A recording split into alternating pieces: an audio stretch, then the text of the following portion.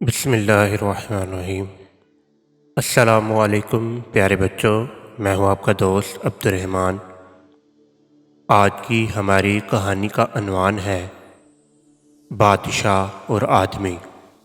تو کہانی شروع کرنے سے پہلے تمام بچوں سے التماس ہے پیارے آقا صلی اللہ علیہ وآلہ وسلم کی پاک بارگاہ میں ایک مرتبہ درود شریف کا نذرانہ پیش کریں۔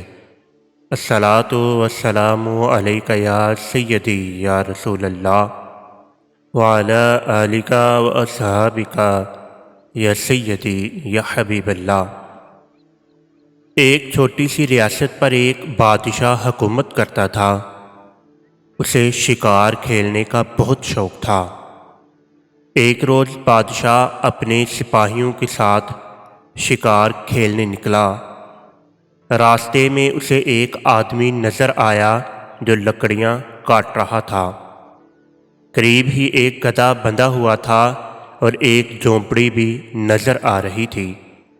بادشاہ یہ دیکھ کر بہت حیران ہوا کہ اس غریب کی جھونپڑی بہت چھوٹی تھی اور اس میں صرف ایک آدمی ہی لیٹ سکتا تھا۔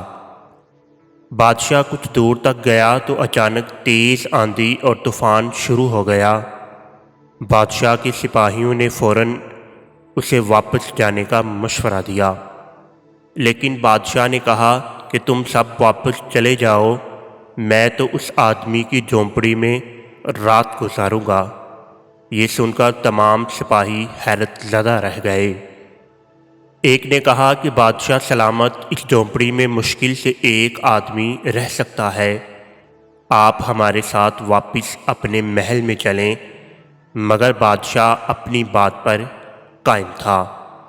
اس نے کہا تم سب کل صبح سویرے یہاں آ جانا، میں یہ دیکھنا چاہتا ہوں کہ غریب آدمی اپنی زندگی کیسے گزارتا ہے۔ چنانچہ جب اس کے تمام سپاہی واپس چلے گئے تو بادشاہ اس جھونپڑی میں پہنچ گیا۔ وہ آدمی بہت خوش مزاج اور مہمان نواز تھا۔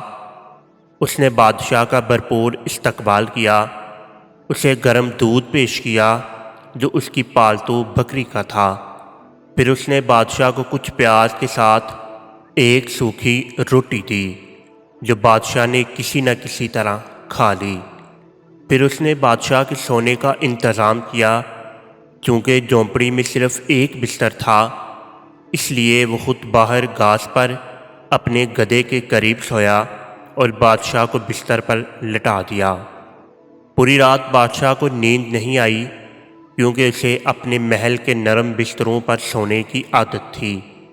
صبح اس نے اس آدمی سے پوچھا آخر تم شہر میں کیوں نہیں رہتے؟ اس آدمی نے کہا بادشاہ سلامت، میرے پاس اتنے پیسے نہیں ہوتے کہ میں شہر کے کرائے برداشت کر سکوں، اس وجہ سے ادھر رہنے پر مجبور ہوں۔ بادشاہ کو یہ سن کر بہت دکھ ہوا۔